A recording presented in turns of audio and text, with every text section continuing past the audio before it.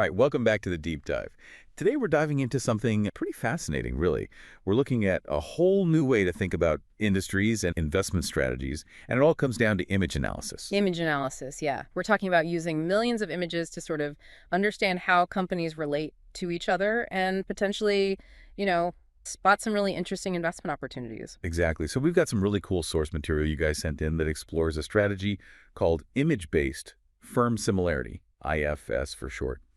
And the mission today is pretty straightforward. We want to figure out if this approach to classifying companies by analyzing, like I said, millions of images, can actually give us a better, sharper understanding of industries, investment opportunities, compared to just, the usual methods. Yeah, and without getting lost in the technical weeds, right, we want to see if this approach, is it just a cool idea or can it actually give investors a real edge? So we're going to dig into how it works, what kind of results they've seen, and the theory behind it. Thank you for tuning in to Quantopian's Quant Radio, your AI-driven podcast exploring everything related to quantitative finance. If you enjoy this episode, don't forget to like and subscribe to stay updated on future releases. For more quant-focused content, join us at community.quantopian.com. There you can explore a wealth of resources, connect with fellow quants, engage in insightful discussions, and enhance your skills through our extensive range of online courses. Quant Radio is intended to help people develop their knowledge and skills in quant finance. This podcast is not intended to provide investment advice. And now, back to the episode. So, without further ado, let's jump right in. The research introduces IFS. Instead of relying on, just how a company describes itself in their financial statements or trying to squeeze them into those rigid categories like GICS or SIC codes. Right, which sometimes feel a bit outdated, especially with how fast businesses evolve these days. Totally. So instead of those, IFS analyzes around 4 million images to see, how visually similar companies actually are. And those traditional classifications, like you said, they often struggle to capture the true nature of today's businesses. Think of a company like Amazon. Is it a retailer? Is it a cloud computing giant? Logistics. It does so much. But those systems force them into just one box. But IFS, by looking at the visuals, the products, the services they present, it can paint a much more complete picture. Like, who are their real peers? Yeah, it's like trying to describe, a Swiss Army knife. There's just too many tools in one package. So the core idea here is that what a company looks like, the visual side of their business, can reveal a lot. Like, our brains are wired to process visual information so fast. Oh, absolutely. We're visual creatures, and that's what the researchers are tapping into. So IFS takes that and runs with it, applies some really sophisticated analysis to it. So initially, it looks at the direct visual similarity between companies, and then it clusters them together into more defined, I guess you could say, industry-like categories. The research explores 2 different levels of detail. A grouping of 45 clusters, and then another with 73. And the interesting thing is a company isn't limited to just one group. So you could have Tesla showing up in clusters related to cars, energy storage, even software. It reflects just how multifaceted they really are. Yeah, it's a much more fluid and adaptable way to define who a company's peers really are. Now, we're talking about millions of images here. Where are all these coming from? Primarily, they're using Google Images. They chose this, because it gives such a broad, market-driven perspective. When you search a company on Google Images, you see results from news articles, company websites, customer reviews. It's like a consensus view from across the internet. So it's about the official, curated image a company might want to project. Exactly. More objective, more comprehensive. Interesting. So it's capturing the public's understanding of the company, not just their carefully crafted marketing material. So how does IFS actually break down all those images? What's the process? So there are a few key steps. First, the system pulls out those core visual features, the elements that really make up the look of a company's products or services.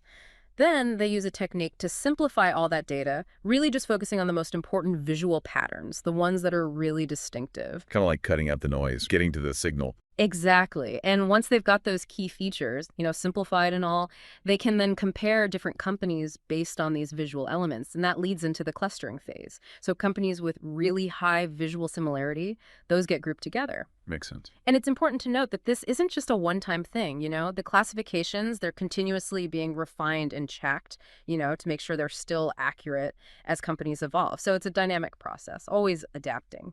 Got to keep up with the times, right? So what kind of tech is powering all of this? This sounds pretty heavy duty. It is. At the core, IFS uses a type of AI called a convolutional neural network, or CNN.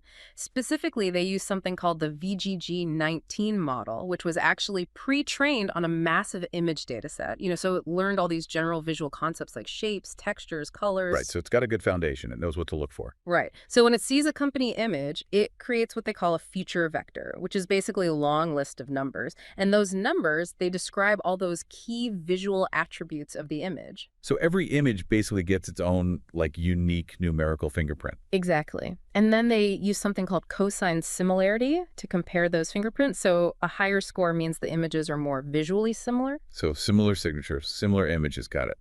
But millions of images, each with these complex numerical signatures, that's a lot to deal with. Oh, yeah. It can be a bit overwhelming. That's where principal component analysis, PCA, comes in.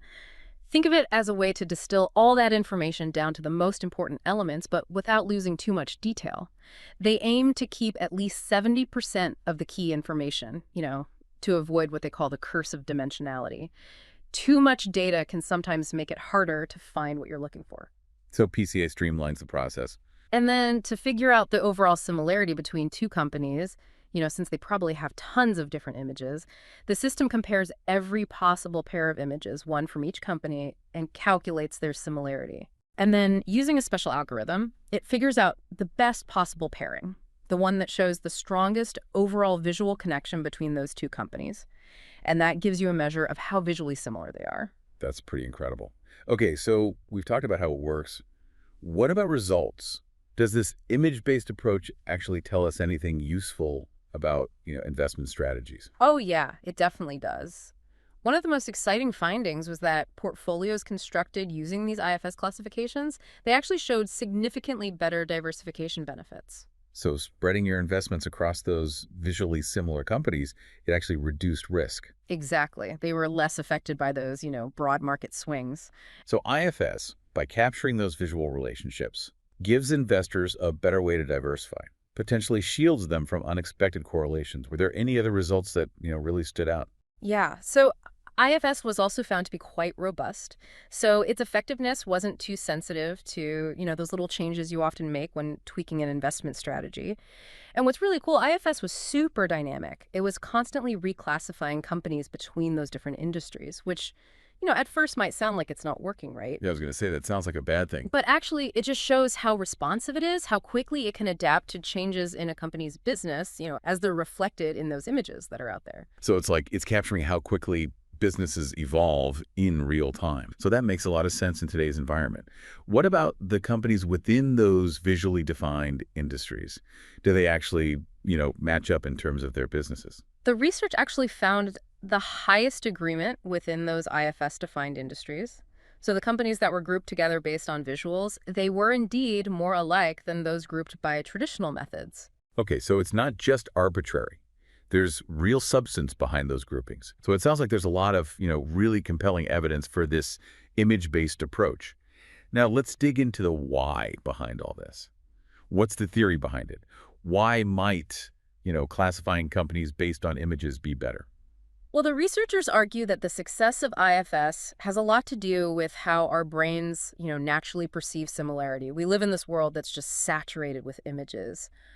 And, all the time we're exposed to the visual side of companies and their products. It's just part of how we experience the world. Right. It's constant. It's almost subconscious at this point. Right. And so the theory goes, when we're thinking about, which companies are similar, we're often making those comparisons based on what we see, whether we realize it or not. So our brains are kind of trained to think in those visual terms. Exactly. And the data supports this. The study found this really strong link between expected future returns of stocks and those, IFS-defined industry groupings. So those visual classifications actually align with how the market, thinks those companies will perform. And there's more. They found that there was less disagreement among analysts about the earnings prospects for companies that were in the same IFS industries. So it's like there's this shared understanding based on those visual similarities. So IFS is tapping into like a deeper, more intuitive level of understanding, working with the grain of how the market might already be processing this information, but just subconsciously. Exactly. And it's really about going beyond those potentially outdated classifications and tapping into this rich dynamic information in the images themselves, processed in a way that's really aligned with, how we naturally make sense of the world. That's a really powerful idea. It makes you think about, all the things we process visually without even realizing it. So to recap, IFS, it's this new way of looking at industries by analyzing millions of images. And the results are pretty amazing, particularly when it comes to diversifying investments. Yeah. And all of it's rooted in this idea that, we humans are visual creatures. Right. Leveraging that power of image analysis. And, who knows what other insights are waiting to be discovered as we dive deeper into this. That's right. It really changes how you think about, industry analysis. Thanks for taking this deep dive with us. Until next time, folks.